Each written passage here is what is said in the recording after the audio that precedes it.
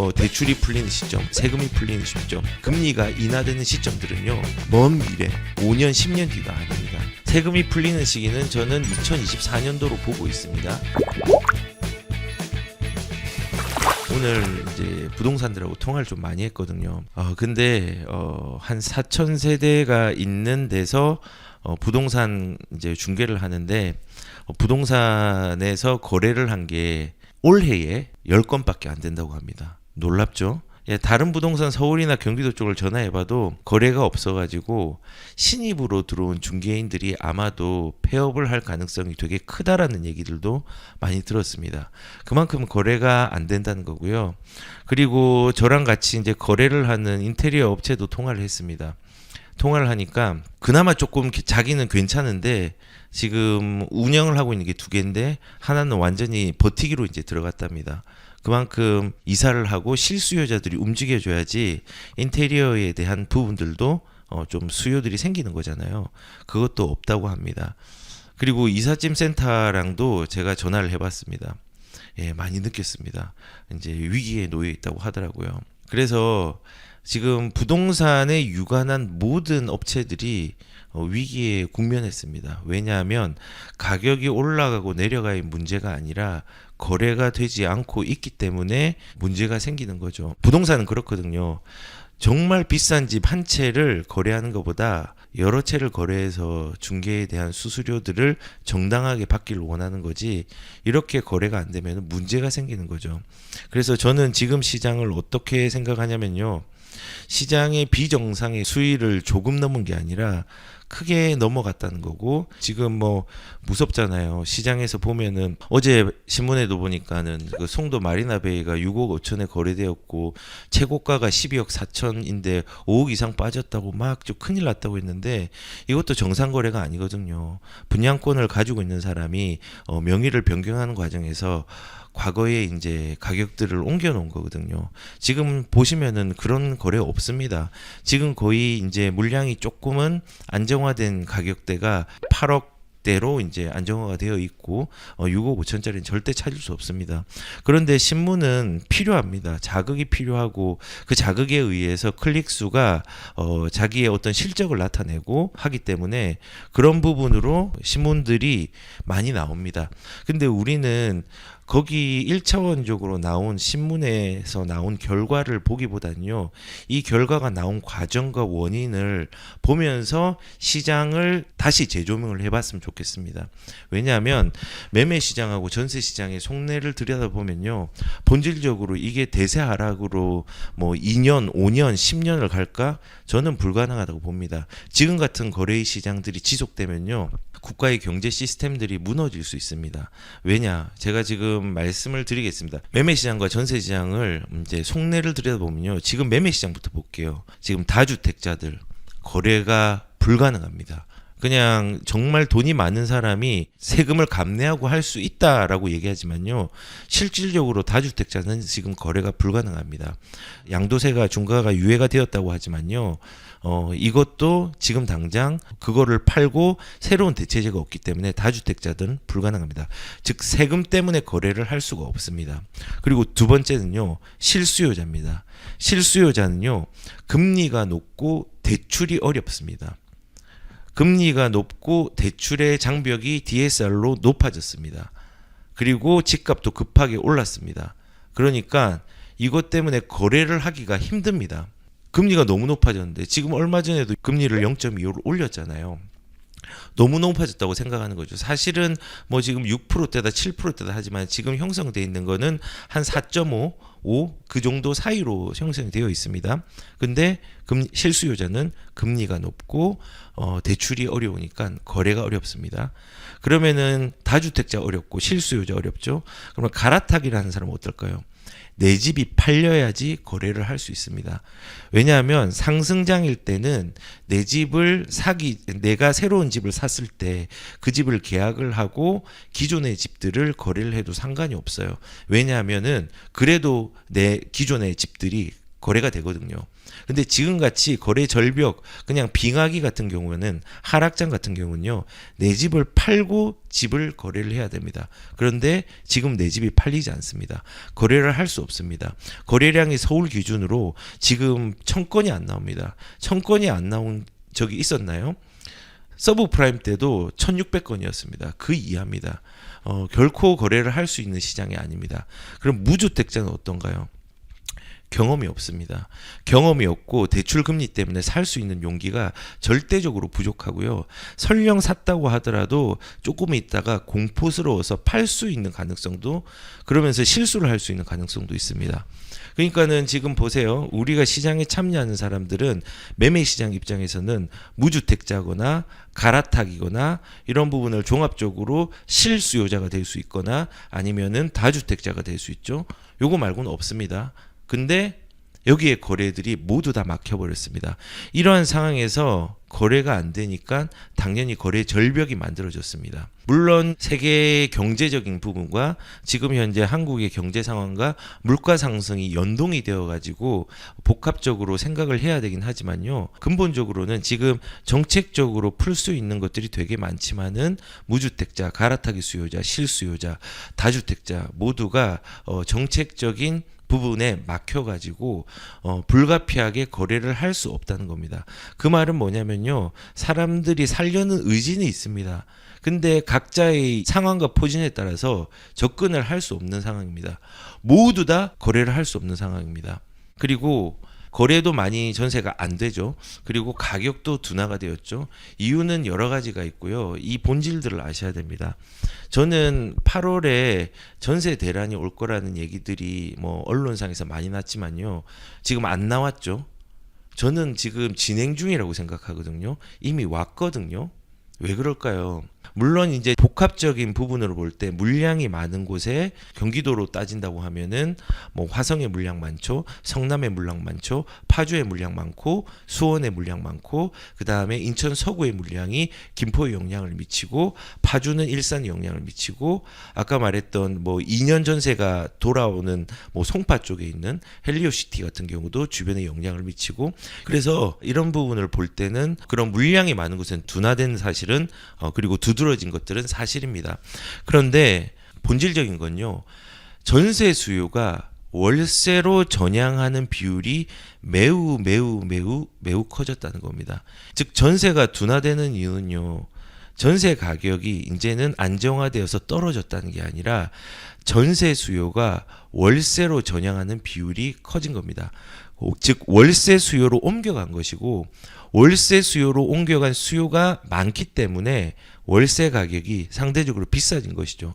왜냐하면은 월세 수요가 많은데 월세 물량은 한계가 있잖아요. 그러니까는 월세 가격이 비싸진 거예요. 그래서 우리는 전세가 둔화되었다는 액면적인 사실보다 왜 월세가 더 비싸졌고, 그리고 왜 월세를 더 선호하는 비이상적인 사실이 나왔는지 그 원인을 고민을 해봐야 된다고 저는 생각을 합니다. 근데 월세가 오른 이유는 뭘까요? 첫 번째는 계약갱신 청구권이 만료된 사람이 전세를 그대로 유지하고 월세를 추가적으로 내는 부분으로 전향한 부분이 많습니다. 물론 개경권을 만료한 사람들이 저가의 주택으로도 갈 수 있지만요, 그 지역의 교육적인 목적이나 여러 가지 상황 속에서 지역을 떠나지 못하는 사람들은 전세를 그대로 놔두고 플러스 월세를 더 내는 형식으로 전향을 했습니다. 그러니까 전세 대란이죠. 월세로 전향한 사람이 많아졌으니까. 그리고 두 번째는요, 금리가 올라가잖아요. 그러니까 금리가 오르면서 전세 대출 금리보다 월세가 유리해졌기 때문에 전세를 선택하는 수요가 줄어든 겁니다. 결국은 임차인들은요, 더 안 좋은 상황과 더 안 좋은 선택을 할 수밖에 없는 상황입니다. 이 전세가가 떨어지는데 월세가 오르는 시장은요, 비정상입니다. 예전에 전세 대란이라고 칭하던 시기들이 있었습니다. 뭐 박근혜 정부 때부터 문재인 정부 오기 전까지. 그때는 전세 가격이 급등을 했지만요, 월세는 잠잠했어요. 그리고 문재인 정부가 들어와서 수도권에 이제 입주 물량들이 조금 많아졌을 때 전세가가 빠질 때도 월세는 같이 덩달아서 조정이 일어났었습니다. 두 개가 이렇게 움직이는데 문제는 뭐냐? 지금 전세가가 둔화가 일어났는데 월세는 커졌습니다. 왜 커질까요? 저는 이렇게 생각합니다. 월세는 세입자의 눈물 흘린 선택이지 이것이 행복해서 좋아서 월세로 전향하는 것이 절대 아닙니다. 떠밀린 겁니다. 인정하기 싫지만은 떠밀린 겁니다. 그래서 저는 지금 전세가 조정이 일어나는 부분들은 월세의 전향자들이 많아지거나 아니면 그대로 살기를 원하는 사람들은 이제 월세로 옮겨야 되겠죠. 그리고 이제 필요한 사람은 이제 새롭게 이제 다른 지역으로 옮기는 사람들은 이제 전세 대금의 대출 금리보다 월세가 유리했기 때문에 눈물을 머금고 선택한 결과이지 이 월세가 너무 좋아서 선택하고 전향한 것이 절대 아닌 겁니다. 그래서 앞으로 우리가 이제 시장을 좀 바라볼 때 앞으로 시장은 이렇게 좀 변할 거라고 저는 생각이 듭니다. 그러니까 대응을 해야 된다는 게 이런 의미입니다. 제가 몇 년도에 거래의 절벽들이 풀릴지는 제가 확답할 수 있고 알 수 있는 어떤 범위는 아닙니다. 그러면 우리는 이 변화가 어떤 식으로 되고 어떤 결과를 나올 것인지를 좀 예측과 추측을 해가지고 가는 게 좀 필요합니다. 만약에 이제 대출이 완화가 되잖아요. 이렇게 변화가 되면 이런 결과들이 나올 겁니다. 대출이 완화되면요, 누가 움직이냐면요, 실수요자들이 움직이고 거래량이 증가할 겁니다. 왜냐하면 이거를 대출이 좀 완화된다고 하면은 이거 거래를 한번 해볼까라는 생각들을 분명히 가질 건데, 물론 완화가 되면은 고가의 주택들은 좀 번외예요. 지금도 고가의 주택들은 신고가가 일어나고 있습니다. 되게 신기한 것도 대형 평수와 그리고 상급지에서 줄을 이루면서 대출과 상관없는 데는 신고가를 만들어내고 있습니다. 거래량은 극히 일부지만요. 그리고 대출이 풀리면 실수요자를 움직입니다. 그리고 세금이 풀리면 다주택자들이 분명히 움직일 겁니다. 세금이 풀리는 시기는 저는 2024년도로 보고 있습니다. 뭐 더 엄밀히 말하면 2024년도 4월에서 6월 사이가 유력해 보이지만은 이게 제 내피셜이기 때문에 확답을 할 수 없습니다. 그 이유는 취득세라는 부분들, 이거는 2024년까지 가야 됩니다. 협치가 되기 어려운 상황이에요. 중과세 12.4%까지 가는 거는. 그런데 보유세 같은 경우는 시행령이 어느 정도 할 수 있는 범위 내에서 세부담 상한이나 공정시장 가액 비율이나 공시지가들을 좀 조정을 대통령령으로 할 수 있는 범위 내에서 제대로 할 건데, 세율들은 어려울 겁니다. 지금 종부세도 세율 낮추는 부분들 여야가 협의가 안 돼가지고 내일까지 어떻게 결과가 나오겠다라는 부분들 지켜보고 있는데, 저는 개인적으로는 결과를 내기 어려울 걸로 생각이 됩니다. 이번에 그 권선동 비대위원장이랑 이재명 이제 당 대표가 되었죠. 얘기를 보면서 이재명 대표의 부정적인 의견들을 뭐 이거를 좀 보유세에 대한 부분도 빨리 통과할 수 있도록 해주십시오 하니까 조금 부정적으로 말을 돌렸습니다. 그거보다 지금 예산 편성을 했는데 그 예산에 대해서 왜 이제 뭐 좀 서민들을 위한 뭐 임대주택 공급에 대한 예산들을 줄였냐라고 이제 조금은 비켜나가면서 얘기를 했어요. 그래서 저는 개인적으로는 1주택자의 종부세 가액으로 계산하는 거와 11억에 공제해서 14억으로 올리는 부분들 조금은 비관적으로 보고 있습니다. 되면 좋지만은 결국은 종부세는 2024년까지 가야지 마무리가 될 수 있을 것 같고, 2024년 6월이 종부세의 기산일이 되기 때문에 4월에서 6월 사이, 총선이 끝난 이후 그 사이가 유력하게 변화될 가능성이 있지만, 문제는 뭐냐, 지금 정부에서 계속 지금처럼 액션 플랜을 하지 않고 신원만 주는 상황을 만들면은 이것 또한 물 건너갈 수 있습니다. 잘 해야 됩니다. 지금 제가 요즘 너무 심각함 많이 느낍니다. 거래가 되고 거래가 할 수 있는 자유를 줘야 되는데 이 모든 것들을 박탈하고 있습니다. 이게 뭐 경제의 문제라고 생각할 수 있지만요, 이 부동산의 시장들을 돌게 못하면요 더 심각한 상황이 될 수 있는데, 이거를 되게 두려워가지고 정치적인 눈치를 보고 실제적으로 거래가 돼야 되는 부분들에 대해서는 가격이 갑자기 급등할 거에 대한 두려움 때문에 지지부진하게 정책을 유지하고, 이런 부분들이 너무 심각하다 생각합니다. 너무 아쉽습니다. 저한테 연락이 오시는 분이나 중개업을 하시는 분이나 모든 분들이 통화를 해보면요, 문 닫기 폐업 직전입니다. 전부 다. 실제로 거래를 할 수 없게 만드니까 가격이 올라가고 내려가고 상관없이 해야 되는 사람들도 정말로 지금 눈물을 흘리면서 정말 연락을 하시는 분들이 너무 많아요. 그래서 저는 좀 화가 납니다. 사실은 저는 지금 당분간 거래를 할 생각이 없기 때문에 저는 상관이 없습니다. 다주택자라고 상관이 없는 게 저는 피해보는 게 하나도 없습니다. 근데 뭐 저 같은 분들도 많지만요, 불가피하게 가야 되는 사람들은 가야 되거든요. 그런데 이런 것들을 지금 하지 않고 있는 것들이 너무나 지금 힘들다는 거죠. 그리고 이 세금이라는 거는 이제 2024년 제가 4월에서 6월 사이라고 한 이유는 총선과 기산일 사이에 풀릴 것으로 예상이 되고, 양도세는 2023년 5월 달에 연기를 할 가능성이 매우 큽니다. 그래서 이 세금들이 풀리는 시점들은 다주택자들이 움직이는 시점이 될 겁니다. 그리고 금리 인하가 둔화가 되면요, 어떤 현상이 일어나냐면요, 지금 제가 두 가지 얘기했어요. 대출이 풀리면은 실수요자가 움직이고 거래량이 증가할 것이다. 세금이 풀리면은 다주택자들이 움직일 것이다. 결과를 말하는 겁니다. 이런 변화들을 좀 주목하셨으면 좋겠습니다. 그리고 금리 인하가 둔화가 되면요, 전세가는 올라가고 월세는 둔화되는 양상들이 일어날 겁니다. 왜냐하면 지금 아까 말씀드린 것처럼 지금 사람들이 월세를 선택하는 이유는 금리의 영향이 크고, 임차인의 입장에서는요, 지금의 금리가 크게 작용합니다. 그렇기 때문에 금리가 둔화되는 시점에는 월세가 둔화될 거고 전세가는 다시 올라갈 겁니다. 그리고 전세가가 올라가면요, 매매가에 영향을 크게 미칠 수 있습니다. 들어 올릴 겁니다.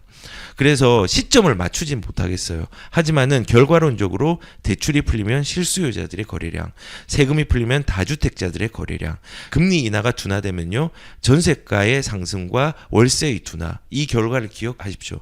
그리고 전세가가 올라가면은 매매가에 영향을 크게 미칠 것입니다.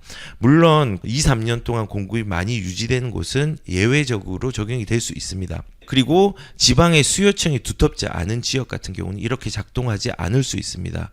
그리고 지금 제가 기준으로 말하는 건요, 전반적으로 수도권과 수요층이 두터운 지방, 뭐 광역지자체, 물량이 많지 않고 물량이 어느 정도는 소진이 되는 시점이 있는 그런 광역지자체에 한해서 말하는 거고요.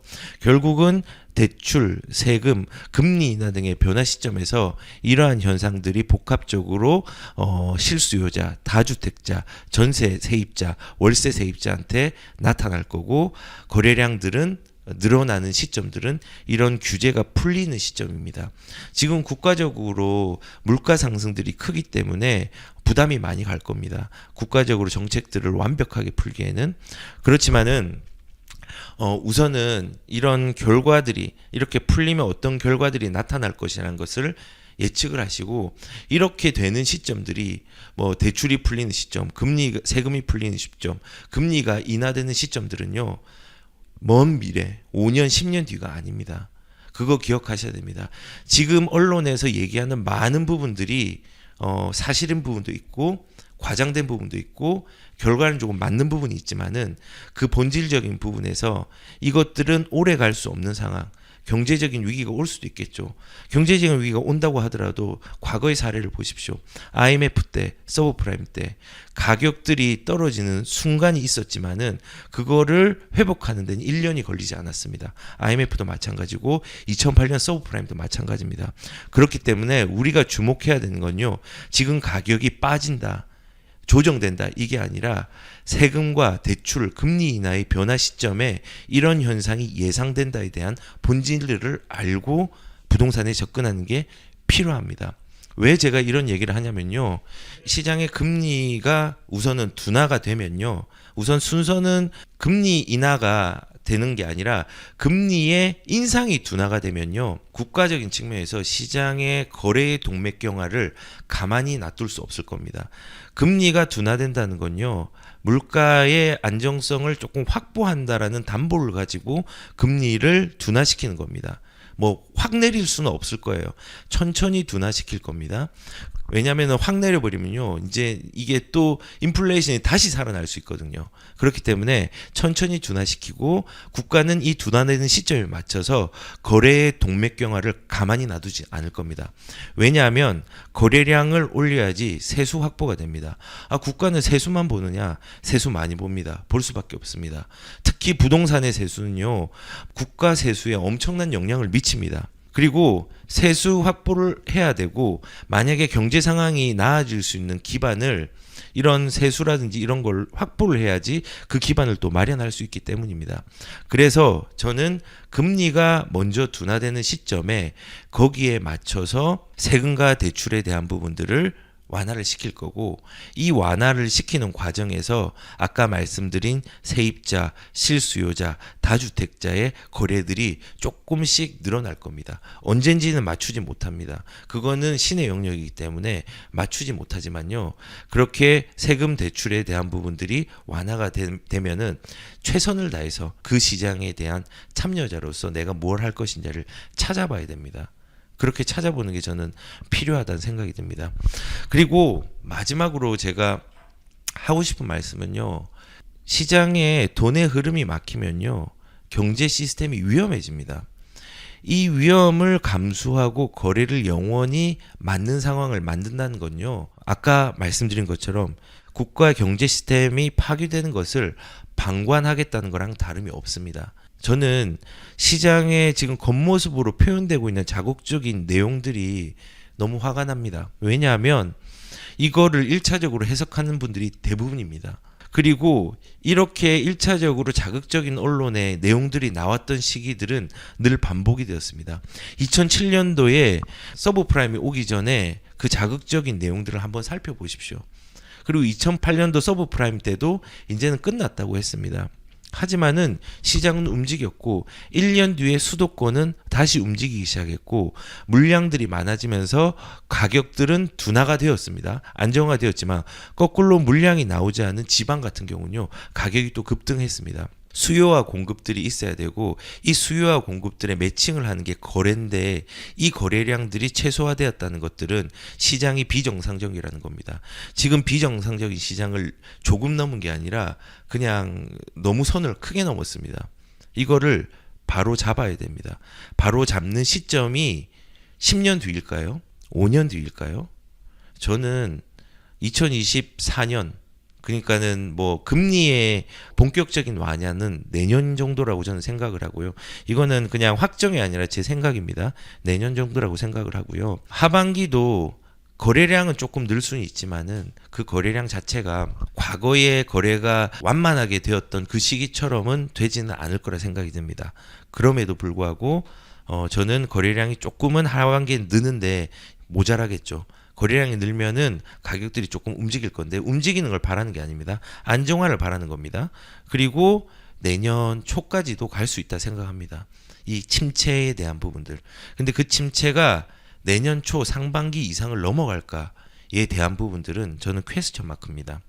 이거는 이제 아까 말했던 금리와 이런 상황들 완화의 정도를 보면은 시장들이 조금 바뀌고, 조정 대상 지역이라는 게 풀리는 시점들이 기본적으로 이제 주거정책심의위에서 1년에 6월하고 12월 두 번을 하지만은 선택적으로 9월하고 뭐 3월이든 이런 식으로 하고 있거든요. 그래서 그 조정이 대상 지역이 풀리는 시점, 금리가 내려가는 완화되는 시점, 대출과 세금이 정리되는 시점, 이때가 되면은 거래량이 늘어날 겁니다. 우리가 과거 시장을 보면요, 결과를 보고 예측을 할 수 있는 게 되게 많습니다. 제가 저번에 그래프로 보여줬잖아요. 미분양의 그래프와 가격의 그래프는 일치합니다. 그리고 공급은 조금 일치하지 않을 수 있는데요. 거래량이 작은 시점과 평균 거래량보다 작은 시점과 큰 시점의 가격의 등락들은요, 정확하게 일치합니다. 그 두 개가 결과입니다. 과거의 결과. 그러면 이제 그 결과들이 추이를 보면은 이제 미래에 대한 가격들을 알 수 있습니다. 그리고 중요한 건 이겁니다. 현혹되지 마십시오. 어떤 거에 현혹되지 말라고 말씀드리냐면요, 하락은 옵니다. 그리고 상승도 옵니다. 하지만 두 개는 같이 공존합니다. 우리가 인생이 슬픔과 아픔, 즐거움, 노여움, 희노애락이 있는 것처럼 부동산의 시장도 인생하고 같습니다. 슬플 때가 있고 좋을 때가 있고 안 좋을 때가 있습니다. 그 시기를 대응하면서 자산을 불리는 것이지 우리가 뭐 평온하고 안전하게 자산을 불릴 시기는 없습니다. 그렇기 때문에 우리는 하락의 존재를 인정하고요. 영원한 상승을 인정하는 게 아니라 상승도 있지만은 이 두 개는 결합되어 있다는 것들을 부인해서는 안 됩니다. 그리고 시장이 안정화된다는 건 분명히 말씀을 드리지만요. 가격이 떨어지는 게 안정화가 아닙니다. 가격이 정상적으로 우상향하는 게 안정적인 겁니다. 언론에서는 보여주고 싶은 것만 보여주고요. 그냥 일반적인 뭐 부동산에 대해서 그냥 관심이 없는 사람들이 뉴스를 보면요. 집값 전체가 모두 다 떨어진 걸로 보입니다. 그렇지 않습니다. 저는 단호하게 얘기를 할 수 있고요. 하락의 국면이 있는 데는 꽤 많고요. 실제로 하락이 일어난 데도 있지만요. 이게 대세 하락이 아니라는 말은요. 저는 금리의 인상들이 오래 가지 못할 거라고 생각을 합니다. 예, 그리고 그거에 대해서 후차적으로 물가의 안정세들이 조금은 일어나면요, 거기에 대한 후속 조치로 부동산에 대한 완화들도 더 급하게 일어날 수 있다는 생각도 듭니다.